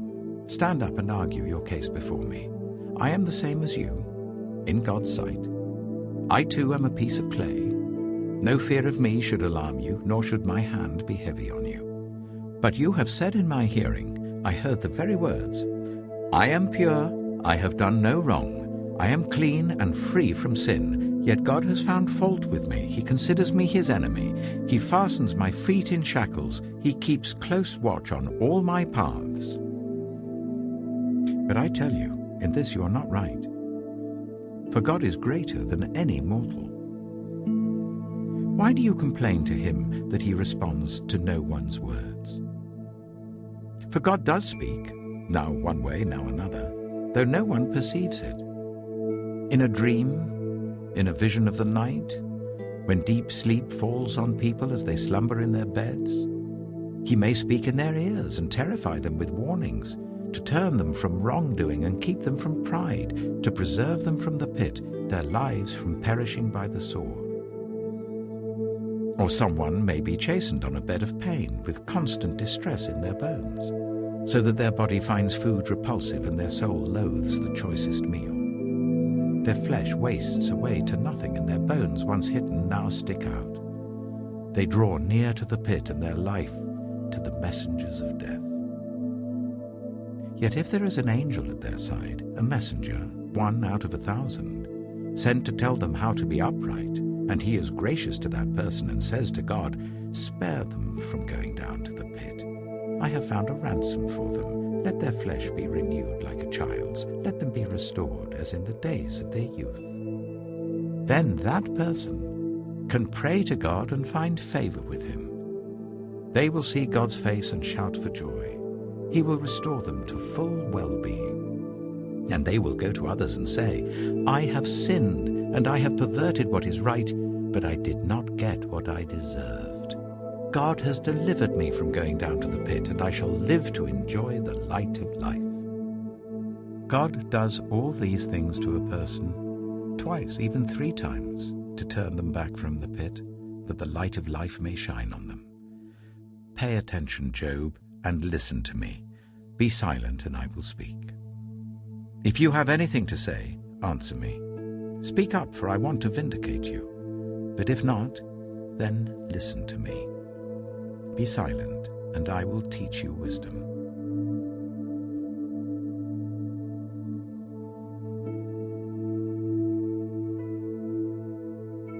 Job chapter 34. Then Elihu said, Hear my words, you wise men.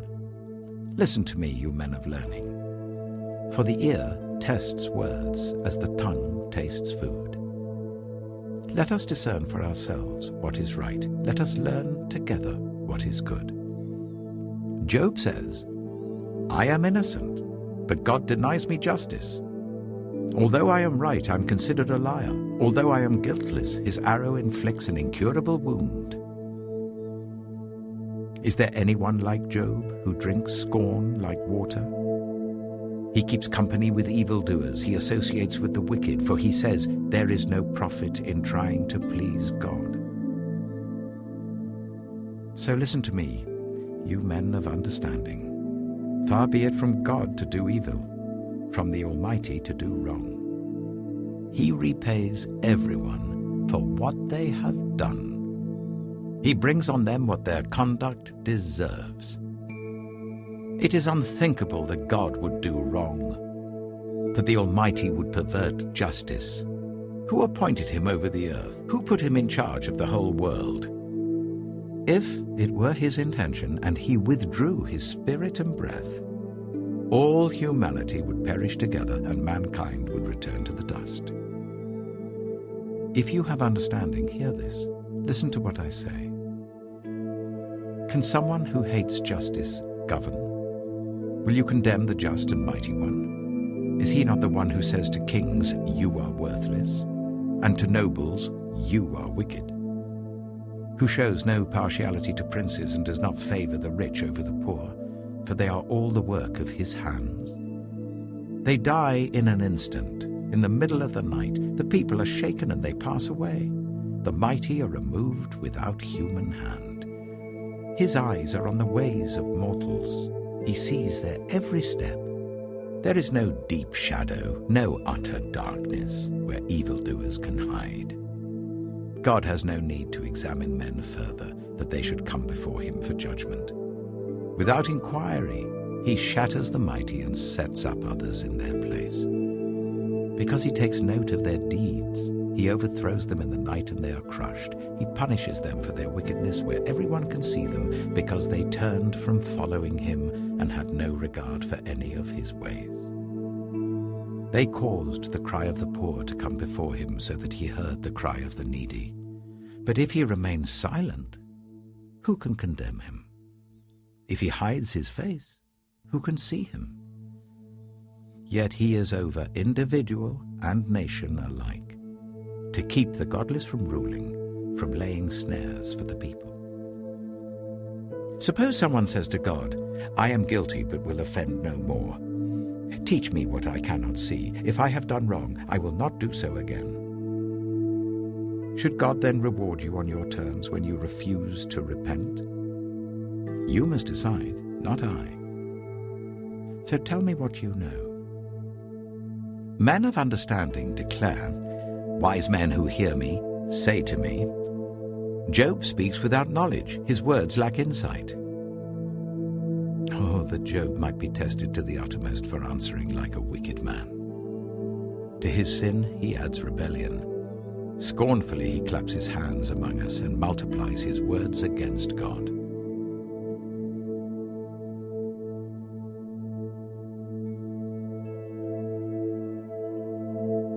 Job chapter 35.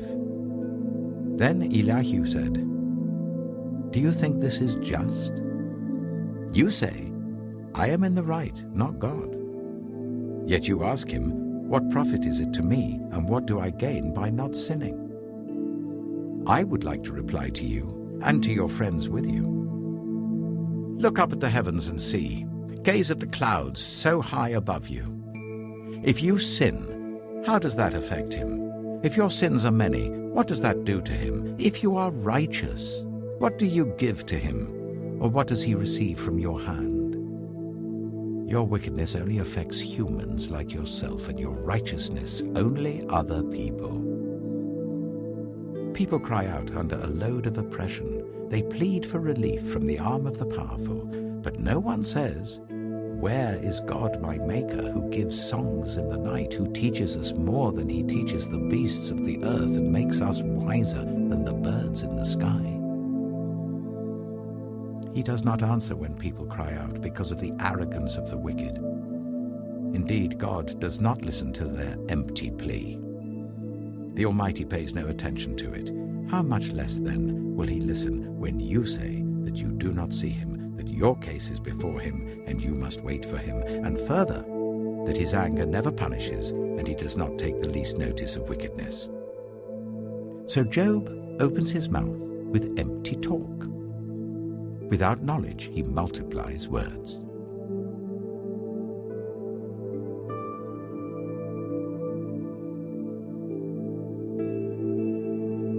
Job chapter 36. Elihu continued, "Bear with me a little longer, and I will show you that there is more to be said on God's behalf. I get my knowledge from afar. I will ascribe justice to my Maker. Be assured that my words are not false. One who has perfect knowledge is with you. God is mighty, but despises no one. He is mighty and firm in his purpose. He does not keep the wicked alive, but gives the afflicted their rights. He does not take his eyes off the righteous. He enthrones them with kings and exalts them forever. But if people are bound in chains, held fast by cords of affliction, he tells them what they have done, that they have sinned arrogantly. He makes them listen to correction and commands them to repent of their evil. If they obey and serve him, they will spend the rest of their days in prosperity and their years in contentment. But if they do not listen, they will perish by the sword and die without knowledge. The godless in heart harbor resentment. Even when he fetters them, they do not cry for help. They die in their youth among male prostitutes of the shrines. But those who suffer, he delivers in their suffering. He speaks to them in their affliction. He is wooing you from the jaws of distress to a spacious place, free from restriction, to the comfort of your table, laden with choice food. But now you are laden with judgment due to the wicked. Judgment and justice have taken hold of you. Be careful that no one entices you by riches. Do not let a large bribe turn you aside. Would your wealth, or even all your mighty efforts, sustain you, so you would not be in distress? Do not long for the night to drag people away from their homes. Beware of turning to evil, which you seem to prefer to affliction. God is exalted in his power. Who is a teacher like him? Who has prescribed his ways for him, or said to him, "You have done wrong"?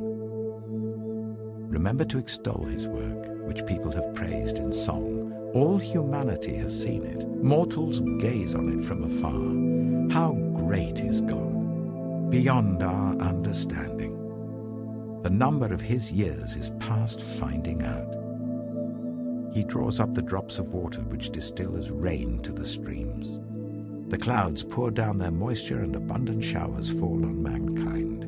Who can understand how he spreads out the clouds, how he thunders from his pavilion? See how he scatters his lightning about him, bathing the depths of the sea. This is the way he governs the nations and provides food in abundance. He fills his hands with lightning and commands it to strike its mark. His thunder announces the coming storm. Even the cattle make known its approach.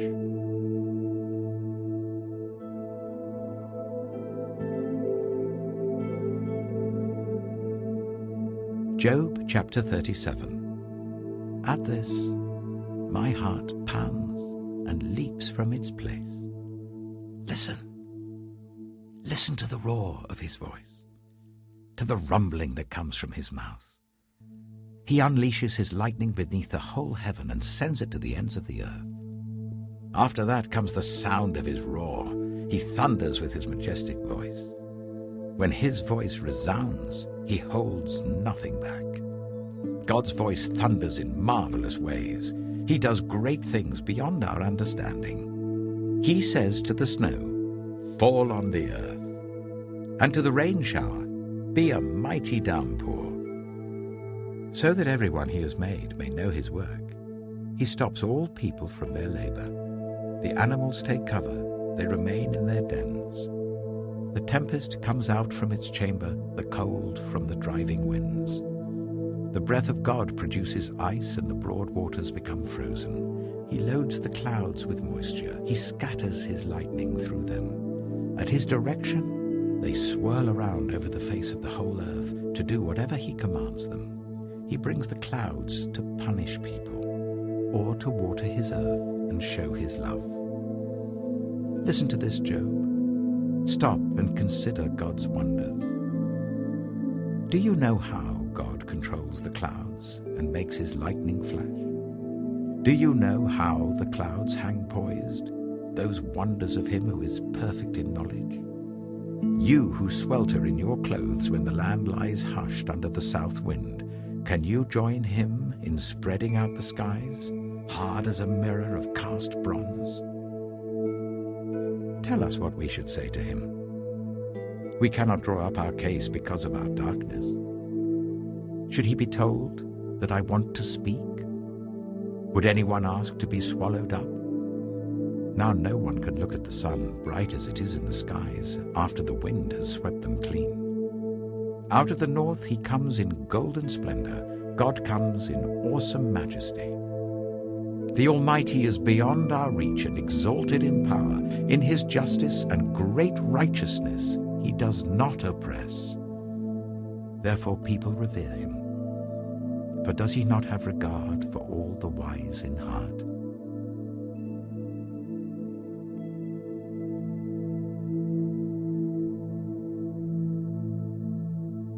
Job chapter 38. Then the Lord spoke to Job out of the storm. He said, "Who is this that obscures my plans? with words without knowledge. Brace yourself like a man. I will question you, and you shall answer me. Where were you when I laid the earth's foundation? Tell me if you understand. Who marked off its dimensions? Surely you know. Who stretched a measuring line across it? On what were its footings set? Or who laid its cornerstone, while the morning stars sang together and all the angels shouted for joy? Who shut up the sea behind doors when it burst forth from the womb? When I made the clouds its garment and wrapped it in thick darkness, when I fixed limits for it and set its doors and bars in place, when I said, "This far you may come and no farther. Here is where your proud waves halt."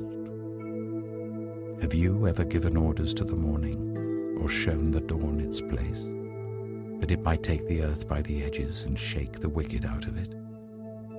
The earth takes shape like clay under a seal. Its features stand out like those of a garment. The wicked are denied their light, and their upraised arm is broken. Have you journeyed to the springs of the sea, or walked in the recesses of the deep? Have the gates of death been shown to you? Have you seen the gates of the deepest darkness? Have you comprehended the vast expanses of the earth? Tell me if you know all this. What is the way to the abode of light? And where does darkness reside? Can you take them to their places? Do you know the paths to their dwellings? Surely you know, for you were already born. You have lived so many years. Have you entered the storehouses of the snow, or seen the storehouses of the hail, which I reserve for times of trouble, for days of war and battle? What is the way to the place where the lightning is dispersed, or the place where the east winds are scattered over the earth? Who cuts a channel for the torrents of rain, and a path for the thunderstorm, to water a land where no one lives, an uninhabited desert, to satisfy a desolate wasteland and make it sprout with grass? Does the rain have a father? Who fathers the drops of dew? From whose womb comes the ice? Who gives birth to the frost from the heavens, when the waters become hard as stone, when the surface of the deep is frozen? Can you bind the chains of the Pleiades? Can you loosen Orion's belt? Can you bring forth the constellations in their seasons, or lead out the bear with its cubs? Do you know the laws of the heavens? Can you set up God's dominion over the earth? Can you raise your voice to the clouds and cover yourself with a flood of water? Do you send the lightning bolts on their way? Do they report to you, "Here we are"? Who gives the ibis wisdom, or gives the cockerel understanding? Who has the wisdom to count the clouds? Who can tip over the water jars of the heavens when the dust becomes hard and the clods of earth stick together? Do you hunt the prey for the lioness and satisfy the hunger of the lions when they crouch in their dens or lie in wait in a thicket? Who provides food for the raven when its young cry out to God and wander about for lack of food?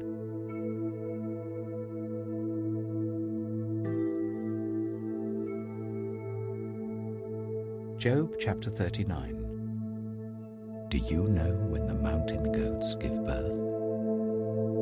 Do you watch when the doe bears her fawn? Do you count the months till they bear? Do you know the time they give birth? They crouch down and bring forth their young. Their labor pains are ended.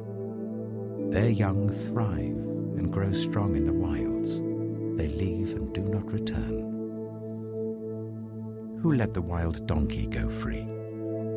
Who untied its ropes? I gave it the wasteland as its home, the salt flats as its habitat.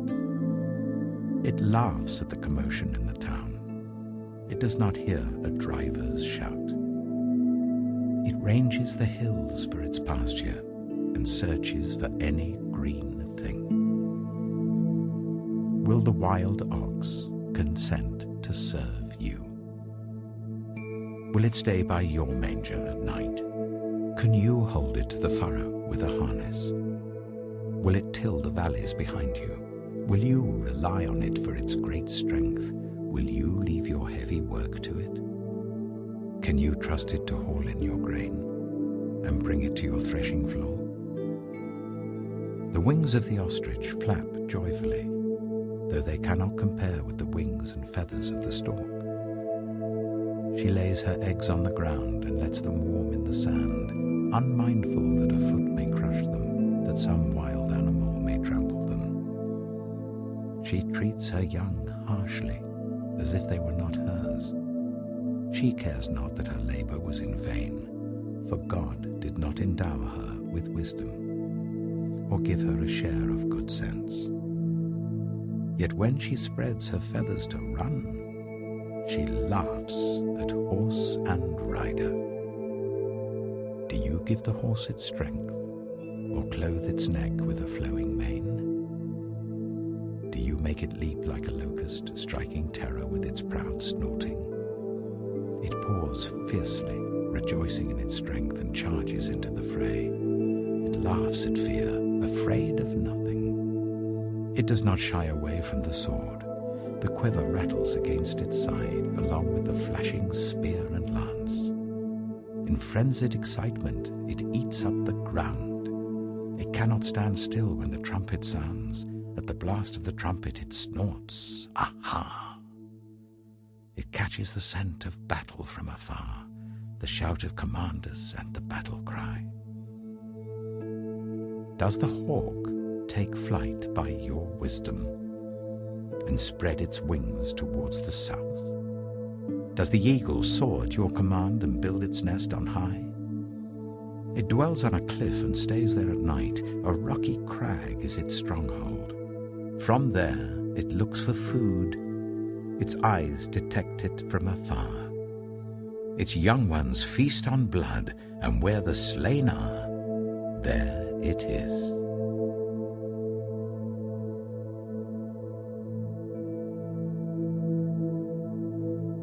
Job chapter 40. The Lord said to Job, "Will the one who contends with the Almighty correct him? Let him who accuses God answer him." Then Job answered the Lord,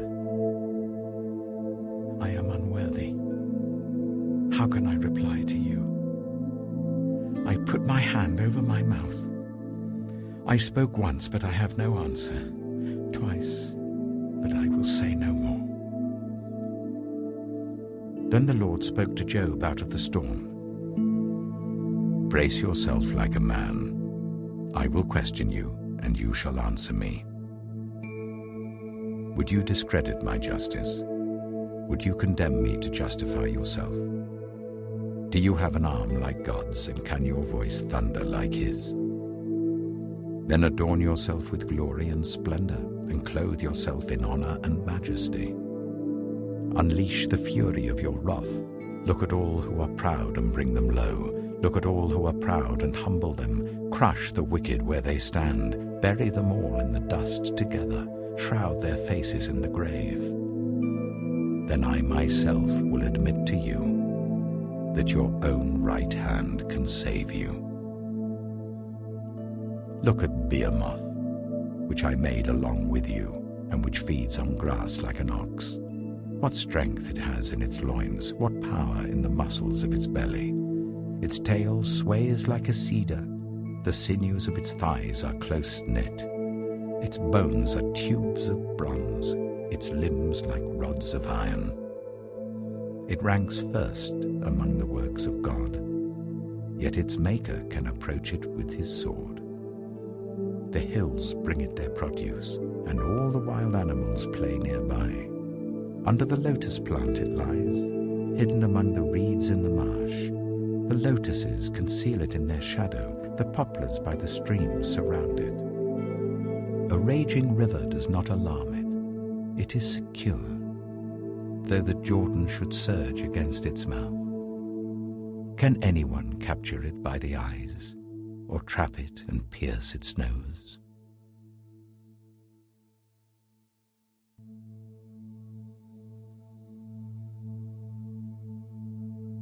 Job chapter 41. Can you pull in Leviathan with a fishhook, or tie down its tongue with a rope? Can you put a cord through its nose, or pierce its jaw with a hook? Will it keep begging you for mercy? Will it speak to you with gentle words? Will it make an agreement with you for you to take it as your slave for life? Can you make a pet of it like a bird, or put it on a leash for the young women in your house? Will traders barter for it? Will they divide it up among the merchants? Can you fill its hide with harpoons, or its head with fishing spears? If you lay a hand on it, you will remember the struggle and never do it again. Any hope of subduing it is false. The mere sight of it is overpowering. No one is fierce enough to rouse it. Who then is able to stand against me? Who has a claim against me that I must pay? Everything under heaven belongs to me. I will not fail to speak of Leviathan's limbs, its strength and its graceful form. Who can strip off its outer coat? Who can penetrate its double coat of armor? Who dares open the doors of its mouth, ringed about with its fearsome teeth? Its back has rows of shields tightly sealed together. Each is so close to the next that no air can pass between. They are joined fast to one another. They cling together and cannot be parted. Its snorting throws out flashes of light. Its eyes are like the rays of dawn. Flames stream from its mouth. Sparks of fire shoot out. Smoke pours from its nostrils as from a boiling pot over burning reeds. Its breath sets coals ablaze, and flames dart from its mouth. Strength resides in its neck, dismay goes before it. The folds of its flesh are tightly joined. They are firm and immovable. Its chest is hard as rock, hard as a lower millstone. When it rises up, the mighty are terrified. They retreat before its thrashing. The sword that reaches it has no effect, nor does the spear or the dart or the javelin. Iron it treats like straw, and bronze like rotten wood. Arrows do not make it flee. Slingstones are like chaff to it. A club seems to it but a piece of straw. It laughs at the rattling of the lance. Its undersides are jagged potsherds, leaving a trail in the mud like a threshing sledge. It makes the depths churn like a boiling cauldron and stirs up the sea like a pot of ointment. It leaves a glistening wake behind it. One would think the deep had white hair. Nothing on earth is its equal, a creature without fear. It looks down on all that are haughty. It is king over all that are proud.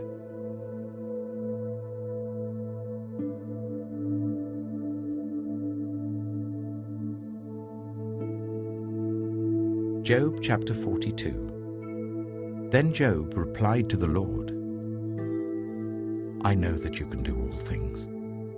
No purpose of yours can be thwarted. You asked, who is this that obscures my plans without knowledge? Surely I spoke of things I did not understand, things too wonderful for me to know. You said, listen now, and I will speak. I will question you, and you shall answer me. My ears had heard of you, but now my eyes have seen you. Therefore I despise myself and repent in dust and ashes. After the Lord had said these things to Job, he said to Eliphaz the Temanite, I am angry with you and your two friends, because you have not spoken the truth about me, as my servant Job has. So now take 7 bulls and 7 rams, and go to my servant Job and sacrifice a burnt offering for yourselves. My servant Job will pray for you, and I will accept his prayer, and not deal with you according to your folly. You have not spoken the truth about me, as my servant Job has. So Eliphaz the Temanite, Bildad the Shuhite, and Zophar the Naamathite did what the Lord told them, and the Lord accepted Job's prayer. After Job had prayed for his friends, the Lord restored his fortunes and gave him twice as much as he had before. All his brothers and sisters, and everyone who had known him before, came and ate with him in his house. They comforted and consoled him over all the trouble the Lord had brought on him, and each one gave him a piece of silver and a gold ring. The Lord blessed the latter part of Job's life more than the former part. He had 14,000 sheep, 6,000 camels, 1,000 yoke of oxen, and 1,000 donkeys. And he also had 7 sons and 3 daughters. The first daughter he named Jemimah, the second Keziah, and the third Karen-Happuch. Nowhere in all the land were there found women as beautiful as Job's daughters, and their father granted them an inheritance along with their brothers. After this, Job lived 140 years. He saw his children and their children to the 4th generation. And so Job died, an old man and full of years.